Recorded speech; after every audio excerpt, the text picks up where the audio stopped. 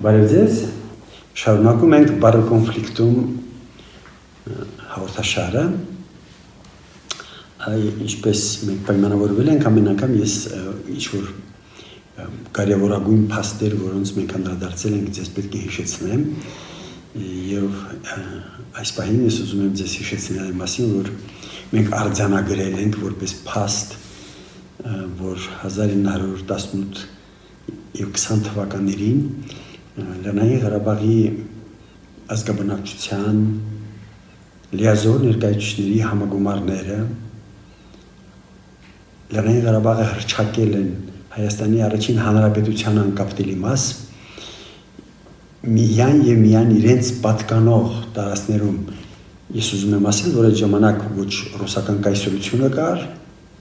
եւ ոչ էլ կար ադրբեջանական հանրապետություն 18 թվականին դրա համար արցախցիները ինքնորոշվել են եւ առաջին հանրապետության հայկական առաջին հանրապետության անկապտելի մաս են հռչակել միայն իրենցից բացի ոչ մեկին չպատկանող տարածքներում երկրորդ անգամ 20 թվականին նույնն է եղել երբ խորհրդային Ռուսաստանի 11-րդ բանակը տապալել է մուսաֆատական իշխանությունները թուրքական բանակի կողմից հաստատված այդ պետական կառույցը լիկվիդացրել է, այսպես ասենք, եւ տեղը հիմնել խորհրդային ադրբեջանական հանրապետությունը, այդ օրերին 9-րդ համագումարը Արցախի լիազոր ներկայացուցիչների 9-րդ համագումարը դարձյալ իրենից բացի ոչ մեկին չպատկանող տարածքներում հռչակել է Արցախը Հայաստանի առաջին հանրապետության անկապտելի մաս։ Սա առաջին կարևոր դրույթն է, որ կարծում եմ ես հաճախակի եմ ասում եւ դա հատուկ ձևով եմ ասում, որտեղ սա այդ փաստի իրավական հզոր ներուժ ունի։ Մյուսն այն է, որ դարձյալ որ մենք պետք է հիշենք բոլորս, որ 1921 թվականին Կովբյուրեի հուլիսի 5-ին Կովբյուրեի նիստում, մենք շուտով դրանք գուցե նորից հիշեցնենք ձեզ, բայց Կովբյուրեի նիստում ապօրինի կերպով կայացվել է, նույնիսկ չի կայացվել այդ որոշումը, բայց համարվում է, որ կայացվել է որոշում, որով ուրեմն Լեռնային Ղարաբաղը արդեն խորհրդային Հայաստանի մաս ճանաչված Լեռնային Ղարաբաղը օտարվել է Լեռնային Ղարաբաղը, սա ոչ թե ուզում եմ անպայման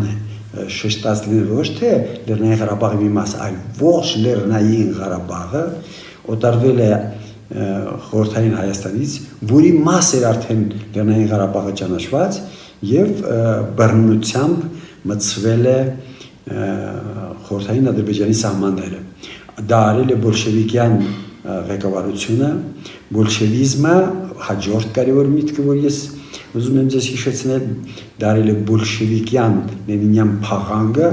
որը միաժամանակ եղել է եւ հակառուսական եւ հակահայկական միջազգային գործոն, Ռուսաստան բերված գործոն, եւ որը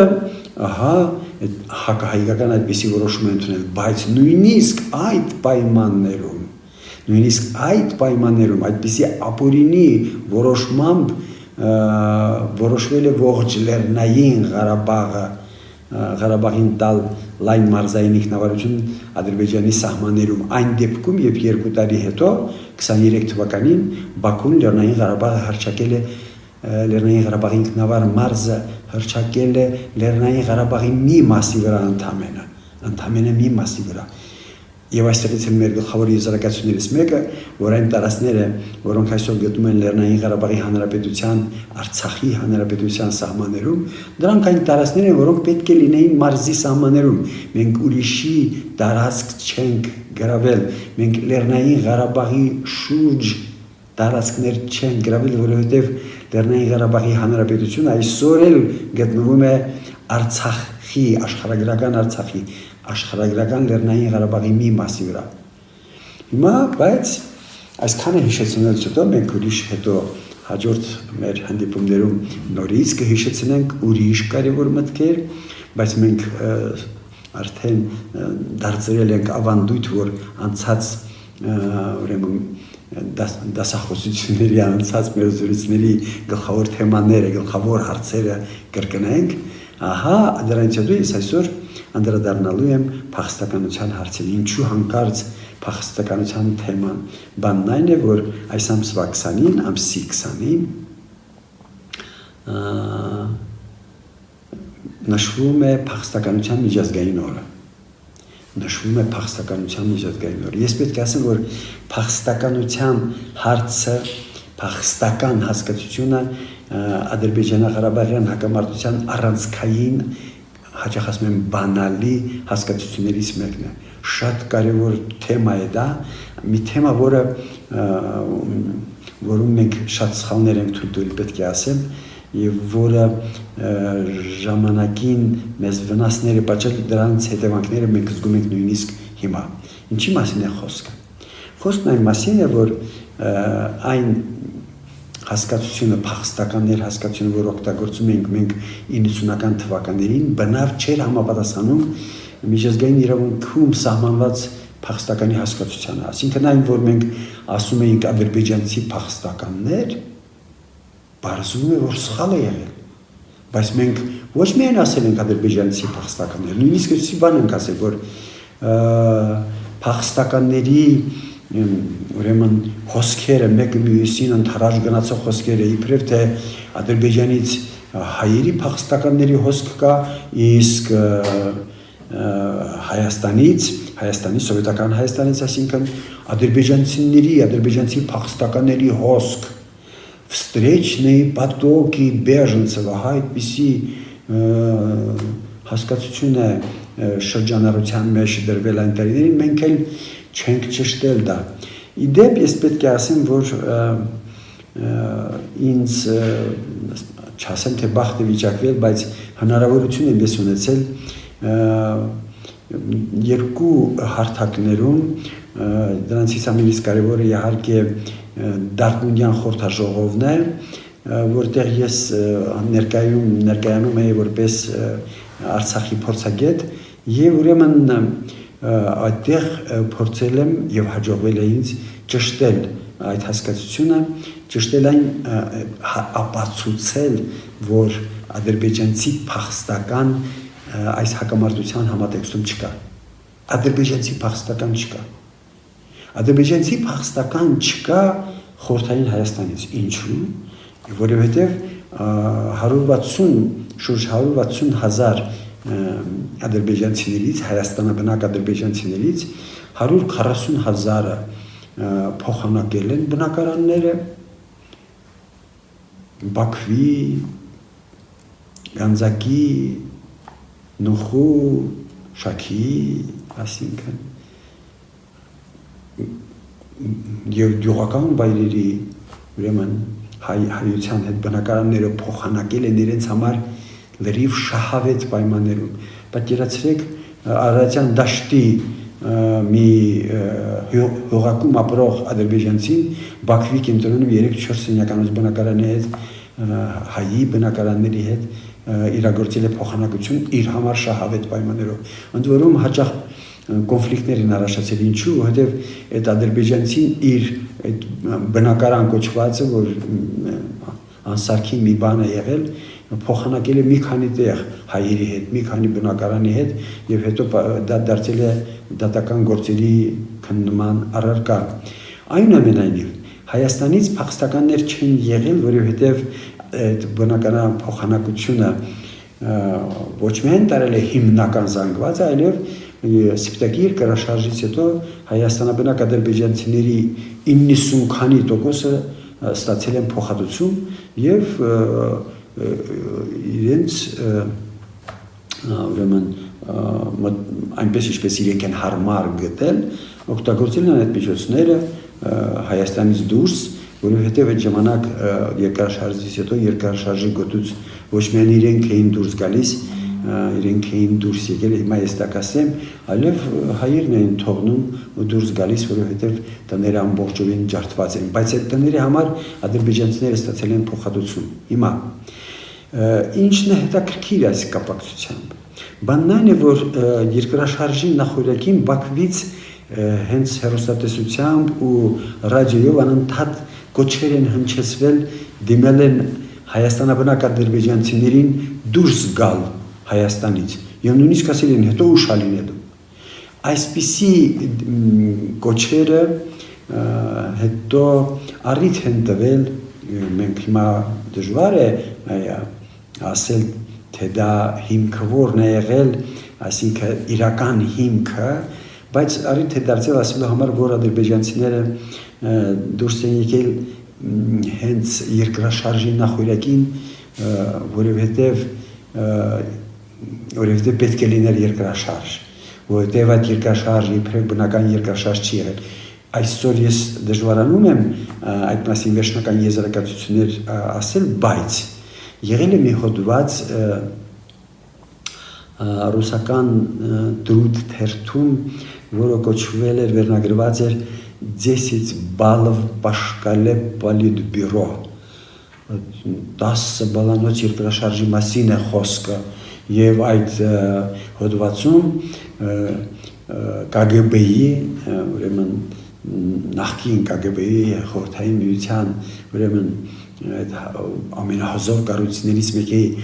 6-րդ վարչության աշխատակիցները ասում էին էսեպոսյան լեզվով ասում էին որ դա բնական երկրաշարժ չի եղել մասնավորապես իրենք ասում էին թե երկրաշարժի էպիկենտրոնը զորքերը շրջապատել էին այդպիսի բան չի եղել որովհետև իբրև հայերը հարձակվում էին ռուսների վրա այդպիսի բան էլ չի եղել ով էր այն ժամանակ ռուս զինվորի վրա մանավանդ հարձակվում երբ մարդիկ իրենց դիակներն էին հանում ուրեմն բարեկամների երեխաների կանանց դիակներն էին հանում ուրեմն փաթակների տակից չի եղել այդպիսի բան բայց միայն դա չէ այլ ինքը վերնագիրը եւ հետագայում շարադրված բազմաթիվ նման արտահայտություններ ցույց են տալիս որ նրանք լավատեղյակ են եղել որ դա եղել է ոչ բնական երկրաշարժ այսպես թե այնպես ադրբեջանցիները դուրս են եկել երկրաշարժի նախօրյակին Հայաստանի խորհրդային Հայաստանի սահմաններից դա մի տեսակ ավելի է ուժեղացնում այն միտքը որ նրանք զգուշացված են եղել եւ բացի այդ Բաքվից հնչող այն կոչերը թե դուրս եկեք շուտ արեք դուրս եկեք ուրեմն Հայաստանից բայց իմ ասելիքը դա չէ իմ ասելիքն այն է որ նաեւ Արցախից մարզից եւ նրա շրջաններից անմիջապես շրջակա մոտակա շրջաններից դուրս եկած ադրբեջանցիները նույնպես փախստականներ չեն ինչու որովհետև միջազգային իրավունքի համաձայն փախստականը իր կյանքին սպառնացող վտանգի պատճառով մի պետությունից մեկ այլ պետություն տեղափոխվածն է բայց աղդամցին եւ շուշեցին խաղաղ բնակիչ չեն եղել ըստ միջազգային իրավունքի մեջ ընդունված սահմանման փախստականը խաղաղ բնակիչն է բայց ոչ շուշեցին ոչ լաչինցին ոչ աղդամցին խաղաղ բնակիչներ չեն եղել հրետակոծել են Ստեփանակերտը Շուշվից Աղդամից իսկ ամբողջ Լեռնային Ղարաբաղը գտնվել է շրջափակման մեջ եւ այդ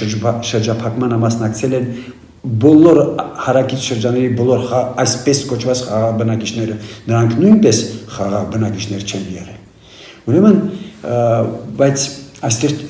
հարցը չի վերջանում բանն այն է որ թե մարզից նախկին Լեռնային Ղարաբաղի ինքնավար մարզից դուրս եկած ադրբեջանցիները թե հարակից շրջաններից այն տարածքներից որոնք այսօր գտնվում են մեր հանրապետության ուրեմն իրավասության ներքո ահա այդ տարածքներից դուրս եկած ադրբեջանցիները փախստական չեն նաև այն պատճառով որ նրանք այլ պետություն չեն գնացել այլ պետության սահման չեն հատել դրա համար ոչ խորհրդային Հայաստանից եւ ոչ էլ այն տարածքներից, որոնք այսօր գտնվում են Լեռնային Հանրապետության, Լեռնային Ղարաբաղի Հանրապետության իրավասության ներքո, այդ տեղից դուրս եկած ադրբեջանցիները փախստականներ չեն, նրանք ընդամենը պատերազմի պատճառով հետևանքով տեղափոխված ուշադիր, ես ասում եմ տեղափոխված եւ չեմ ասում տեղահանված, նրանք տեղափոխված են, որում մի պատերազմի, որ Ադրբեջանն էր սանձազերծել։ Հիմա ես առիթներ եմ ունեցել այս թեմայով բանավիճելու ադրբեջանցիների հետ եւ ես պետք է ասեմ, որ այնուամենայնիվ այդ բանավիճերից մեկում Մոսկվայում այսպես կոչված Կովկասյան քարյակի հանդիպման ժամանակ նրանք իմ փաստարկներից հետո այսպես կոչված թայմաուտ են վերցրել եւ հետո հայտարարել, որ իրոք իրենք փախստականներ չունեն։ Ադրբեջանցի փախստական այս հակամարտության համատեքստում չկա։ Ադրբեջան-Արցախ հակամարտության համատեքստում փախստական կա, միայն հայ փախստական կա, ադրբեջանցի փախստական չկա, բայց աշխարհով մեկ իրենք դա ասում են եւ մեր խնդիրն այն է, որ այս ճշմարտությունը հասցնենք ողջ աշխարհին։ Կհանդիպենք հաջորդ անգամ։